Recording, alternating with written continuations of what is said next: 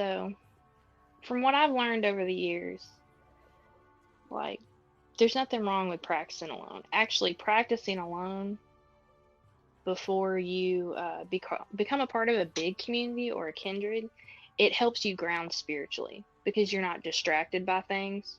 You're not Yeah. distracted by chatter on Facebook, chatter with kindred calling you and stuff. And like, I had a good experience, even though I was lonely, but it helped me ground more. Like when it came to doing my, I don't know what you really want to call it, like when I would meditate and, connect with my ancestors and like connect with the messages that were given to me by them, Hmm. Hmm. and like being out in nature, and just, similar to what you do. Cause I grew up in the mountains of the little mountains of Arkansas.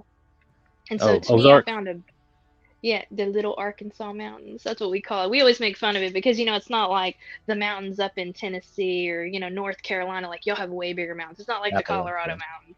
We have the little mountains, as we So call it. is it the Ozarks? Is that the area Yeah. that you grew up in? Like it's Okay. in that, like in the Albert Pike area. Like I grew up there because you know, um, I was very peculiar as a child. I was that weird gal or whatever you want to call it because I was, wild and free. My hair was never tamed. It was always looked like he was about to attack somebody because it was wild and curly. Because I grew up barefoot and Mildly living feral. in yeah and playing in the mountains as a kid because that's what made me happy.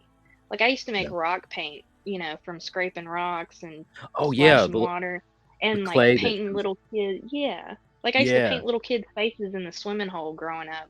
And like I would be gone all day. Like I used to sit there and catch like fish. Like we had like rainbow trout that grew out there, and like I would play out in nature like every single weekend because my mom would take me up to Arkansas because she realized I wasn't happy in the city. So she took me up Hmm. there and I found a connection with not only the land itself out there, but like things called to me. Like that was one of my experiences when Odin first called to me. And like, don't get me wrong, like I don't believe I'm special, but he called to me for a reason, and I thought it was weird. And he told me one day, when I'm older, I'll understand who he is. And I was maybe like 10 or 11, I think.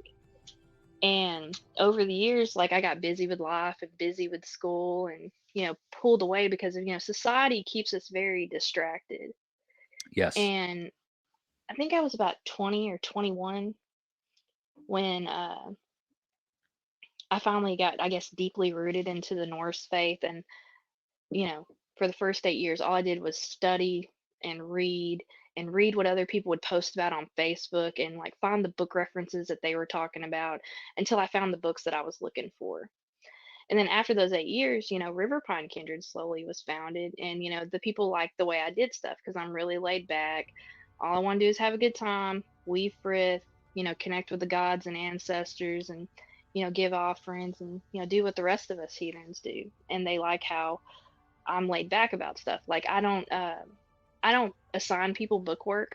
I don't assign anybody homework because Yeah. you could be a part of River Pine Kindred if you want. Like after a year of us getting to know you and make sure that you're a good person, this place is a good fit for you. But I explained to everybody, like I have a digital library. You are allowed to connect to it if you want. However, it's not my job to help on your spiritual endeavors. I will provide Yeah. Put the ritual work for in. everybody to join. I will provide ritual for people to have a great time and to weave frith and to honor our ancestors and the gods. But I can't make you read. You can't lead a Right. horse to water if it won't drink. You could lead it to water, but it's not going to drink. Right. And I found a lot of people that are coming into the faith want to be spoon fed, and they love these Yes. these 5-minute reels and these 10-minute TikToks or whatever they are. Or And a even lot of shorter. people eat it. Yeah, like they just eat it up. Like, How but it's how because how those can you people, how can you give anything of value to somebody when it's like a 30-second blurb or a minute long blurb? It's such a short form mindset of, and then they get distracted about the next thing that comes across. It's yeah, well, I know what you it mean. goes with that whole social media and doom scrolling. And Yeah. to me, I found like I've met a few people that were like, "Hey, I have problems reading." I'm like, "Okay, well then go download the At Voice app on whatever whatever your phone uses for your Google Play or your iPhone shop or whatever it is, go download that and then buy the book in a PDF form and have the voice app read it to you while you're busy doing stuff. And a lot of people like podcasts, and a lot of people like listening to YouTube and Yeah. listening to different stuff. Like I'll occasionally listen to it. Like I know I don't get to do it as much as I used to because, I'm busy with college and I'm working and raising a family and helping with kindred stuff and community outreach. So occasionally, like, I'll get lucky and I'm like, oh, I have time. Let me go scroll on YouTube and see what's on there when I'm not busy, posting content on, the Arklatex Heathen page so people can learn and grow. Yeah. Like, our group's not very big. I think we have like 355 people, I think. But everybody loves what we post. Like, we have people from Denmark, Norway, Sweden, Oh, people in nice. the Texarkana area. Like, we have people posting different stuff. There's a lady that works in a museum in Denmark that we came across each other somehow. And I invited her to the group and I'm like, hey, can you post your stuff over here from Denmark, what y'all are doing?